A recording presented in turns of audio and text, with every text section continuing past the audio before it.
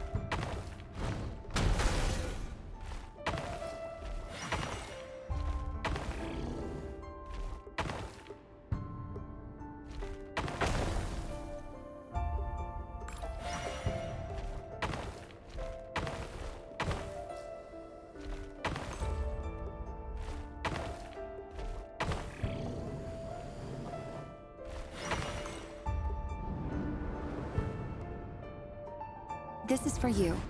I heard you're gonna leave the city with your parents. The Lindis. Did you hear about what happened? I've heard nothing. Rerir got back very late last Friday, and he was acting a little unusual, but he slept pretty well, so I'm guessing whatever he did was a good deed.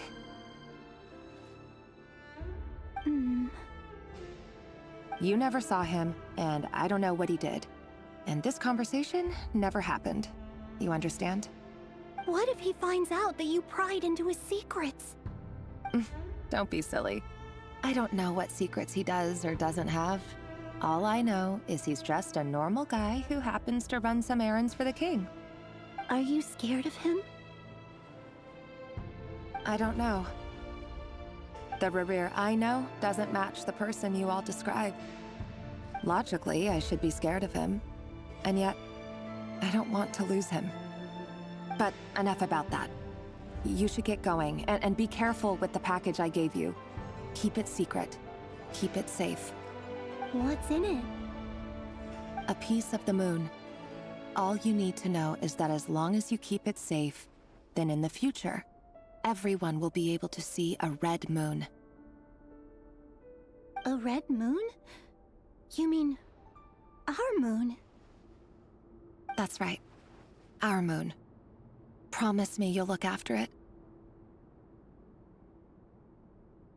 I promise, the Lindis. The Crimson Moon bloodline will never die out. Its light, the color of blood, will become like a fire that flows in our veins, no matter how long it takes.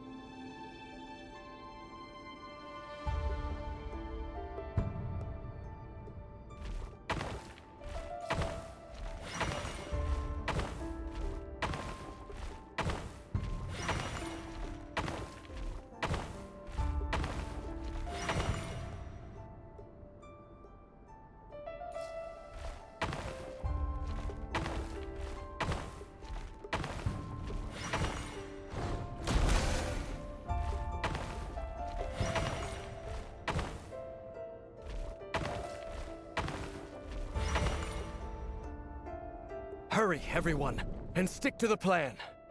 Sir Dainsleif, what are you? Is this treason? You know what happens to those who betray the throne. Please, don't do this! It is the king himself who has betrayed the throne. He has betrayed all of Conria. If you have any love left for justice in your heart, you should join me. It's showtime. Dane and his group will handle the troops in the palace. Then Hraptatir and Rheindater will disarm the security measures. My job is to enter the prison and rescue Vedifalnir. Stay safe. Wish me luck. Look after my brother. Draw your blade. It is time for justice to prevail.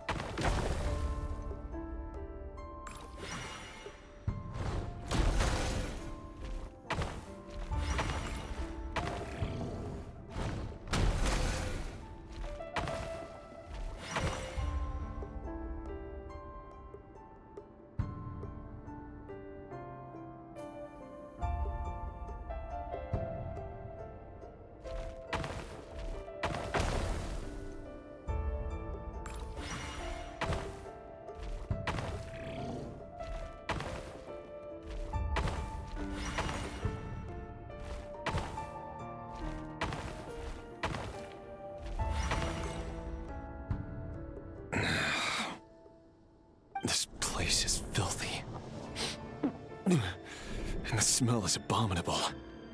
Clearly, the king doesn't allow his prisoners a single shred of dignity. This is dire. Found you. Hello, Mr. Vedifalnir. Ah, it's you. Surprised? Oh, wait. I guess surprise isn't an emotion that prophets feel very often. I certainly felt some surprise in the moment when I was blinded. Surprise at the king's sheer ignorance. Surprise at just how unfairly this world responds to words of earnest remonstration. I'm curious. What did you prophesize this time? It wasn't a prophecy. It was a word of warning. Someone had to say it. The king has forsaken all reason in pursuit of his obsessions. I simply told him that if he continues on this path, Conria will surely fall. But he didn't listen. Worse still, he stabbed you in both eyes and locked you away. Dane asked for my help. The court is in complete chaos now, but I'm sure you predicted that. Everything is transpiring as I foresaw, yet I am powerless to change it. Fate is an immutable force. I can but lament as the inevitable unfolds. I do wonder whether giving a man the power to see the future does nothing more for him than slowly crush his spirit. Forgive my curtness, Vedifulnir, but the king did not suddenly turn on you today. His suspicions have been brewing for a long time. You can't have wisdom beyond the reach of your fellow man without attracting his fear and suspicion. There are things the king does not want to see. So, he doesn't want you having visions of them either. He blinded you because he thought this would make the visions stop. He wasn't entirely wrong. I did indeed lose my power to see the future. Right up until... Until what? Just now. I believe I saw something new.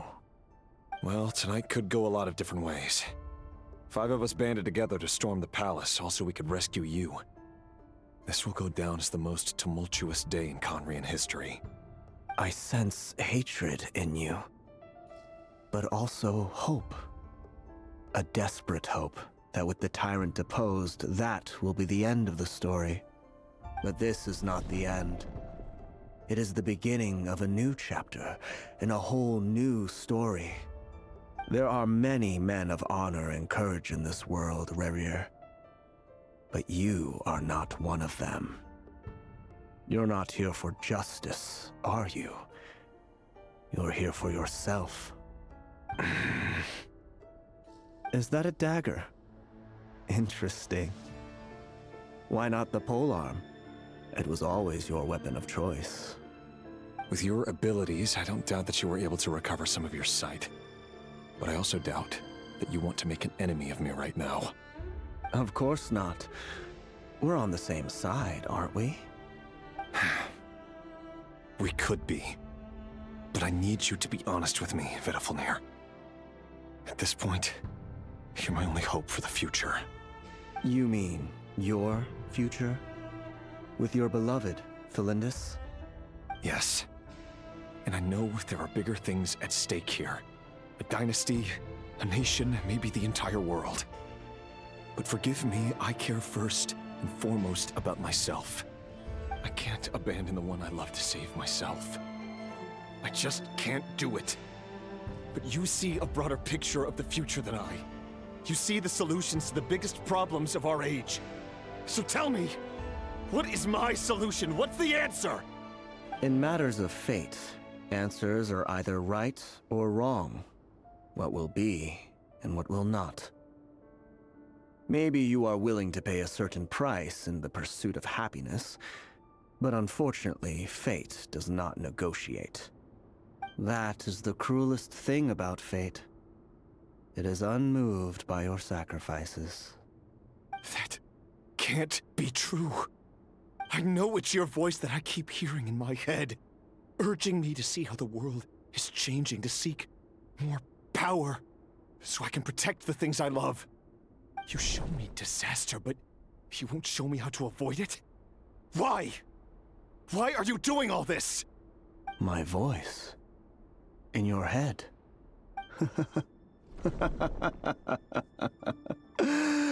So, you hear it too?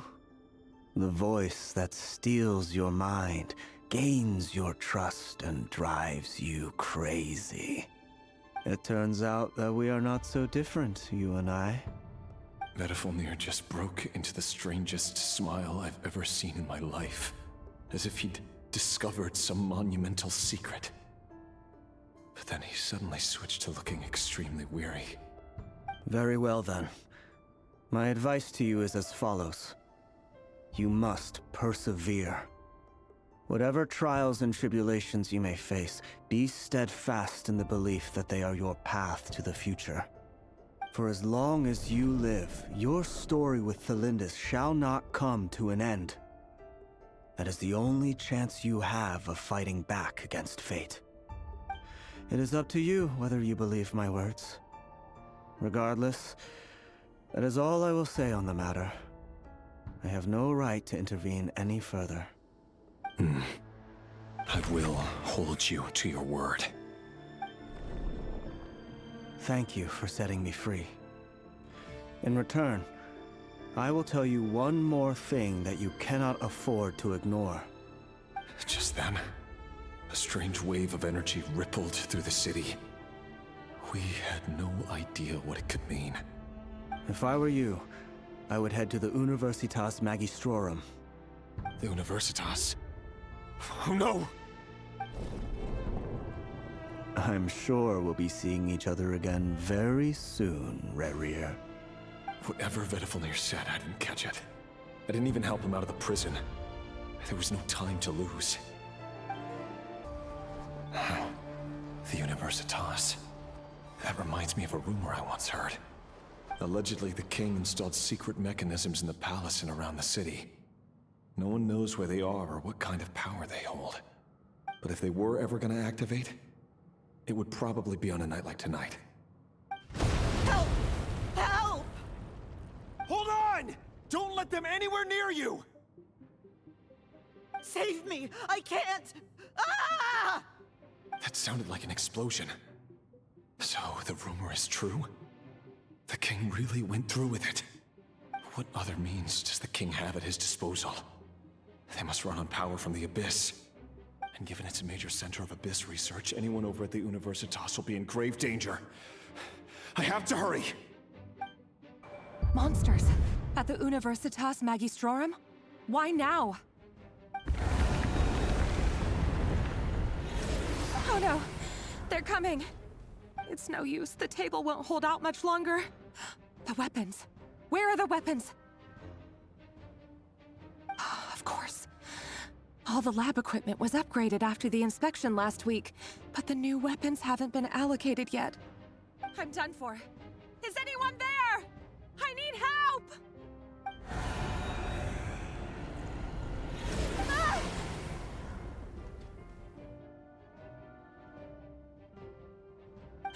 Stay back! Please stay back! Please!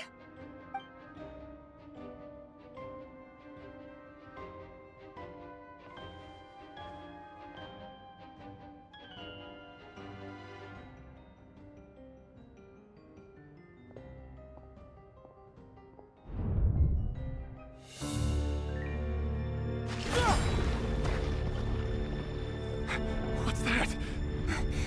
Rerir! So the rumors about your work are true. What? No! Listen, something happened at the palace tonight. We have to leave! You don't need to lie to me anymore. What do you mean? I know why you're worried, and I will respect the decision you've made. But it's okay, because I found a solution. I know how to end all this. You can have it back. The normal life you so desire. But until then, I'm afraid our wedding will have to wait. Cylindus? No, don't do it! Cylindus! Cylindus!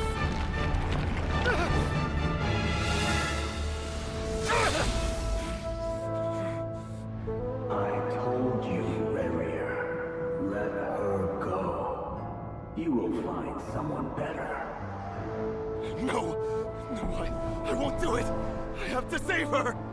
By what means exactly? A lowly pawn. You lack the power and the strength of will. Do you know a way? Tell me! Come to the palace. Join us.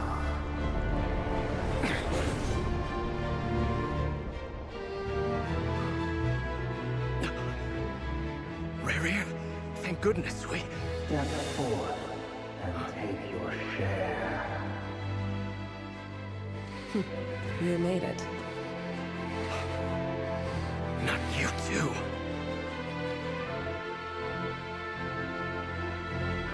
Hatred or grief, despair or desire. We all have our own.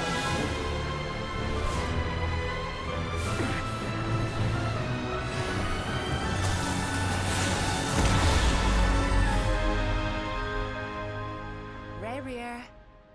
Rerir. Cylindus? Were you daydreaming?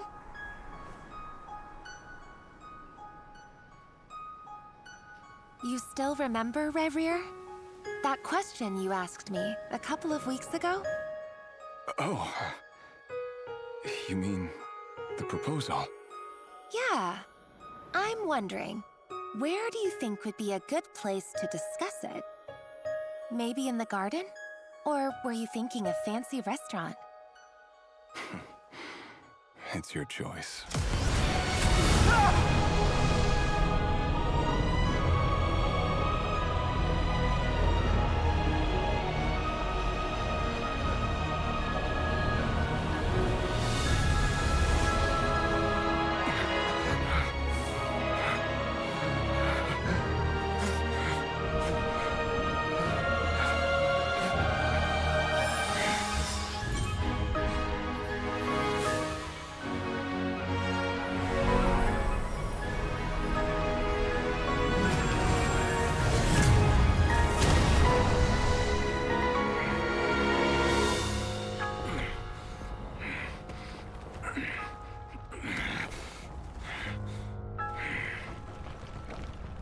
I will find you.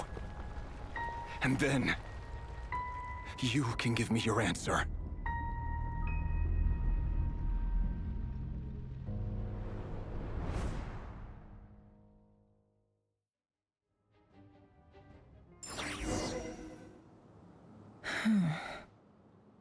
So that's how the Raker of Solnari was born. A monster created by circumstance is a monster all the same. Viewing other people's thoughts for too long can get uncomfortable. Right now, I'm feeling a strong sense of loathing. In a nutshell, the story of Khaenri'ah is what happens when the truth falls by the wayside. Everyone tells little white lies, and before long, you have a huge pack of lies that destroys everything. Phew. Time to get back. His past is filled with sorrow, but the tale of any fallen civilization is one of endless tragedy. Cruel as it may be, that was Khaenri'ah's fate.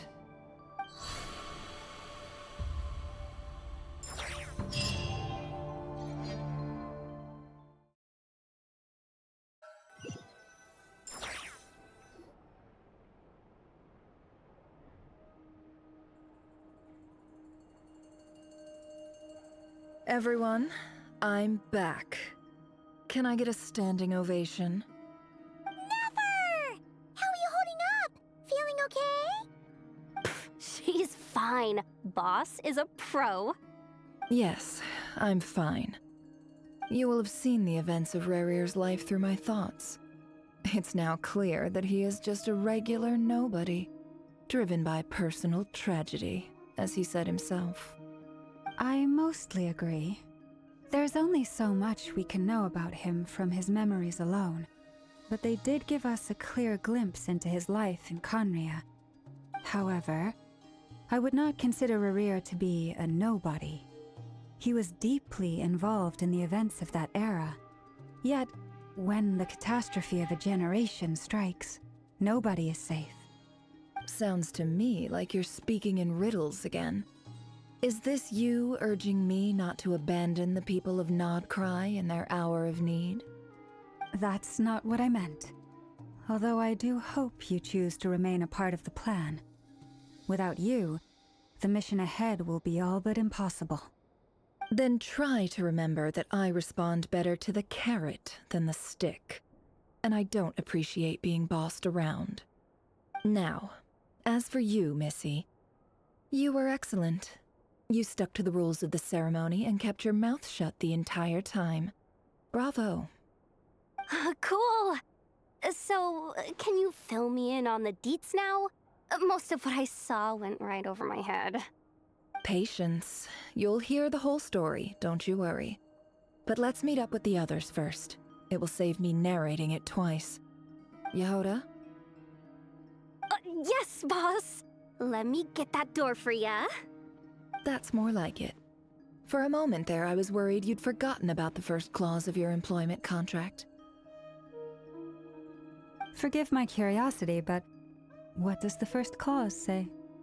It says I gotta do the annoying stuff that boss is too lazy to do for herself. Like opening the door, pouring the tea, yada yada.